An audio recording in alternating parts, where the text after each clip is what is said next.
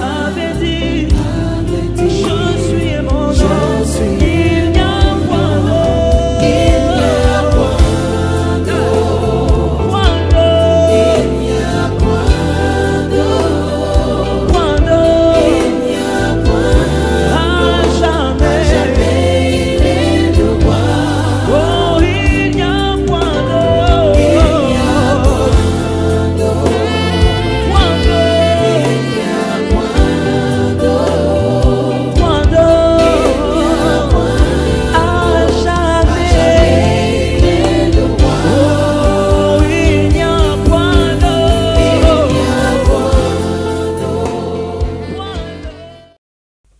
Bonjour à vous, bonsoir, que Dieu vous bénisse de partout où vous êtes connectés à Aiguise ma foi. Grande est ma joie de pouvoir vous présenter ce nouveau numéro et échanger autour de la parole de Dieu. Je suis très heureux pour ce que ce mois de mai nous a apporté à vous et à nous.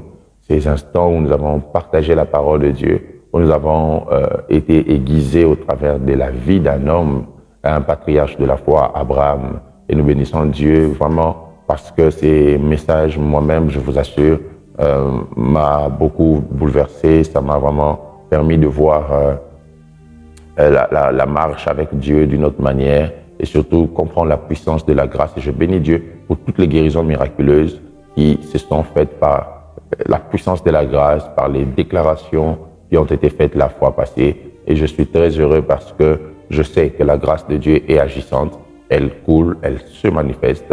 Elle continuera à faire du bien et je le déclare encore sur vous si vous ne l'avez pas encore expérimenté, que le Dieu de grâce vous fasse grâce, que cette saison soit une saison où vous allez expérimenter la grâce de Dieu dans le nom puissant de Jésus. Alors nous avons commencé à échanger sur ce thème « Marche devant ma face et sois intègre » et nous sommes en train de voir les mystères autour de la face de Dieu. Quelles sont les réalités ou les vérités que nous pouvons découvrir autour de cette parole de Dieu à Abraham. Et je vous ai dit, la première des choses, c'est que Dieu voulait nous faire voir qu'il y a une puissance dans la révélation. L'angle de vue de l'homme ne peut pas lui permettre de voir la totalité de Dieu. Alors, de son angle de vue, l'homme peut voir Dieu selon ce que Dieu décide d'exposer de lui. Et là, le même Dieu qui, un jour, a dit à Abraham, je suis ton bouclier, et ta récompense sera grande.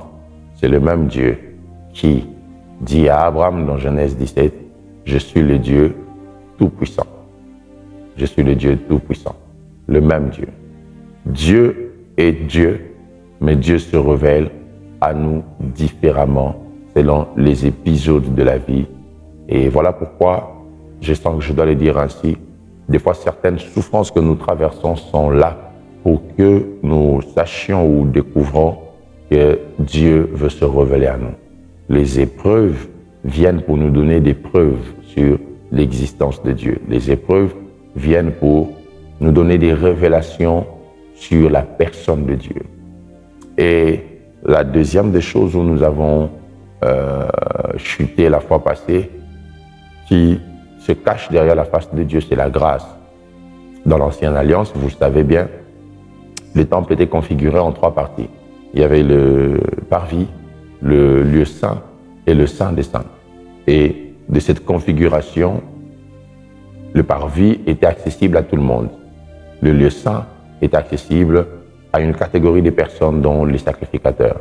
Mais le saint des saints n'est accessible qu'au souverain sacrificateur qui, du reste, n'y entrait qu'une seule fois l'an et avec une corde au niveau du pied. De sorte que s'il se trouvait avec une faute, un seul péché là-bas, et qu'il mourait à l'intérieur, personne ne pourrait entrer pour le prendre. Alors il fallait le tirer par la corde pour le faire sortir. Vous imaginez combien c'était difficile de voir la face de Dieu. Donc quand quelqu'un entre pour voir Dieu, il faut lui mettre une corde pour que si Dieu le tue, que même vous qui voulez le sortir, que vous ne puissiez pas entrer, mais que vous puissiez le tirer. Parce que si vous aussi vous entrez, vous mourrez. Donc la face de Dieu tuait les hommes. Mais la puissance de la grâce a fait que la face de Dieu ne soit plus mortelle. C'est comme ça l'apôtre Paul dit, nous tous qui les visages découverts, contemplant comme dans un miroir la gloire de notre Seigneur, et nous sommes changés ont la même image de gloire en gloire. Qu'est-ce que c'est merveilleux que de voir la gloire de Dieu. Qu'est-ce que c'est merveilleux que de voir la face de Dieu. Chose qui était difficile dans l'ancien temps. Lorsque même Moïse est descendu rempli de gloire de sa face, il s'est couvert le visage. Et nous, aujourd'hui, nous avons accès à sa face par la grâce. Et Abraham, en son temps, par la grâce, a eu accès à la face. Dieu n'a pas dit à Abraham, sois intègre et vois ma face. Mais Dieu a dit à Abraham, marche devant ma face et sois intègre. Donc la face te fait devenir ce que tu dois être pour que tu expérimentes la grâce de Dieu. Waouh, c'est merveilleux. C'est tellement, tellement, tellement merveilleux. Et j'aimerais nous lire encore la même parole dans Genèse chapitre 17. Pour finir avec cet enseignement, la Bible déclare, lorsqu'Abraham fut âgé de 99 ans, l'Éternel apparut à Abraham et lui dit, je suis le Dieu Tout-Puissant, marche devant ma face et sois intègre. C'est ce que j'essaie de nous expliquer depuis, qu'il y a des mystères derrière la face de Dieu dont on a parlé de la révélation, que je viens de récapituler, et de la grâce. Et voici le troisième mystère qu'il y a autour de la face de Dieu, que j'aimerais nous partager aujourd'hui, c'est l'observation. Ouais, l'observation.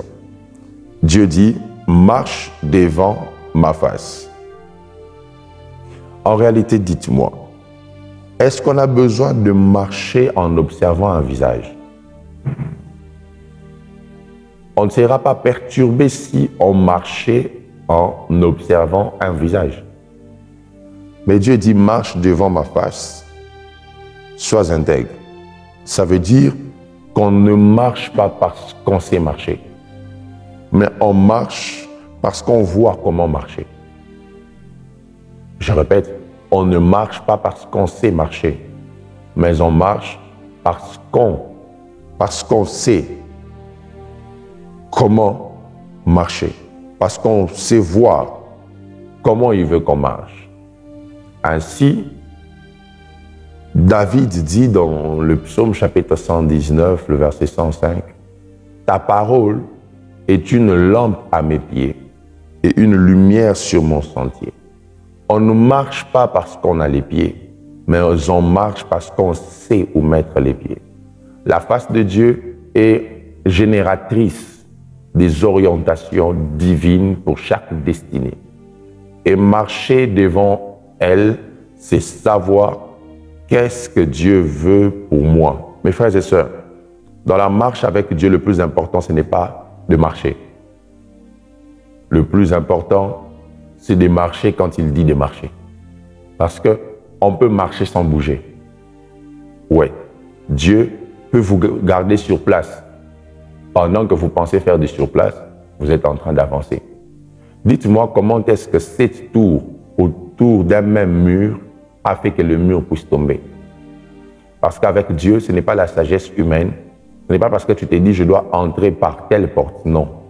Avec Dieu, il faut savoir que la marche, c'est la capacité à observer sa face et à suivre la direction que sa face révèle. J'ai toujours été fasciné par cette parole que m'a dit un homme de Dieu un jour. Il m'a dit, pasteur,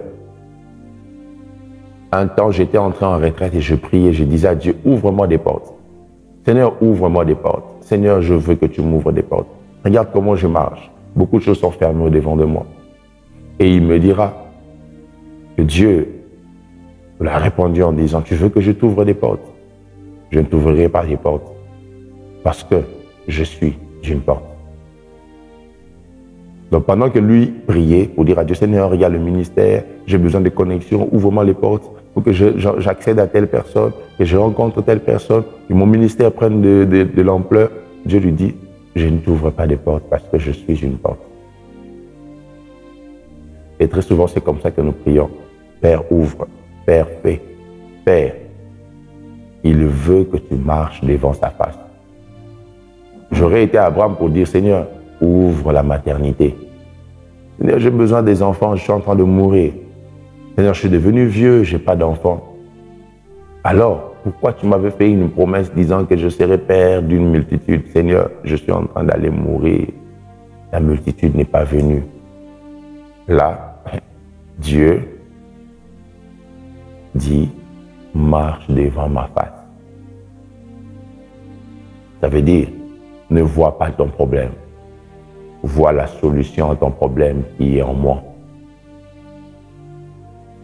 Mes frères et sœurs, ne venons pas à Dieu pour nos problèmes, mais venons à Dieu pour lui. Et en venant pour lui, lui va résoudre nos problèmes.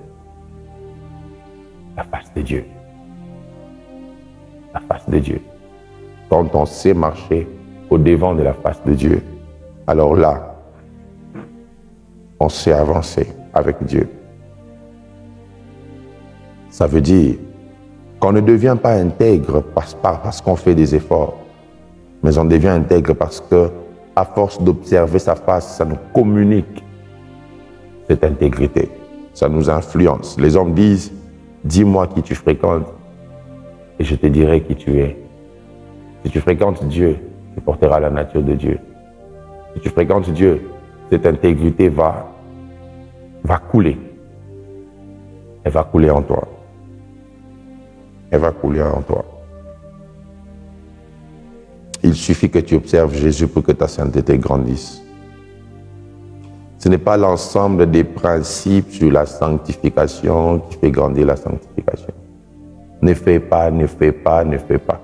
La Bible ne dit pas, ne faites pas. La Bible nous montre qu'est-ce qu'il faut faire pour se retrouver en train de ne pas faire ce qu'il ne faut pas faire. La Bible dit, marchez selon l'esprit et vous n'accomplirez pas les désirs de la chair. Très souvent, nous, on montre aux gens, voici comment faire pour ne pas accomplir les désirs de la chair. Non.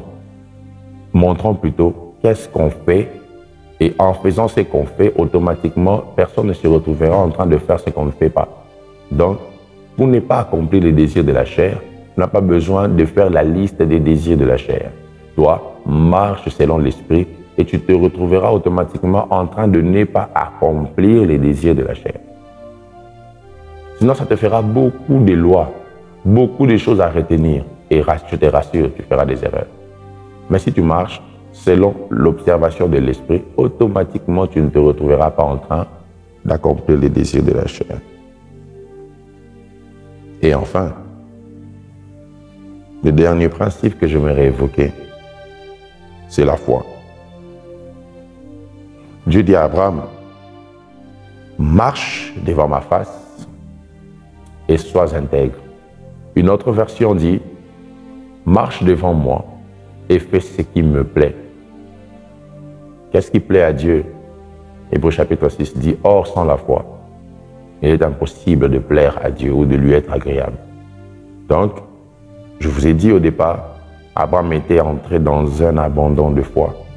Et Dieu vient ressusciter la foi d'Abraham pour dire à Abraham, ce qui me plaît en toi, c'est ta foi. Reprends cette foi. Cette foi dont on parle hébreu en disant que lorsqu'Abraham allait pour offrir Isaac, il savait que Dieu pouvait le ressusciter des morts. Il le savait. Et c'est parce qu'il le savait qu'il a expérimenté ce miracle. Je crois de tout cœur que le Dieu de la Bible est sur le point de faire quelque chose d'exclusif, quelque chose de particulier. Et pour cela, sois juste capable de marcher au-devant de sa face et de faire ce qui lui plaît. La foi plaît à Dieu. La foi honore Dieu. La foi glorifie Dieu. La foi amène la transformation par la vertu de Dieu. Et je déclare cela ce matin sur vos vies, sur vos familles, sur vos maisons. Que le Dieu de gloire libère sur vous une énergie transformatrice par la puissance de la foi. Un homme a dit, il s'appelait David Tauger, j'ai besoin de ma foi pour croire parce que c'est incroyable. Ce que Dieu veut faire est tellement incroyable que sans la foi, on ne peut pas y croire. Et je prie que Dieu t'emmène à croire ce qui est incroyable. Que Dieu t'emmène à expérimenter ce qui est inexpérimentable par la puissance du nom de Jésus. Que j'ai ainsi prié. Que ta maladie soit guérie parce que tu crois aujourd'hui que cette maladie peut disparaître. Que tes finances soient visitées parce que tu crois aujourd'hui. que cela peut arriver. La foi est une ferme assurance de ce qu'on espère et la démonstration de ce qu'on ne voit pas. Que Dieu le fasse pour toi. Dans le nom de Jésus que j'ai ainsi prié. Amen. Que Dieu vous bénisse et à la prochaine.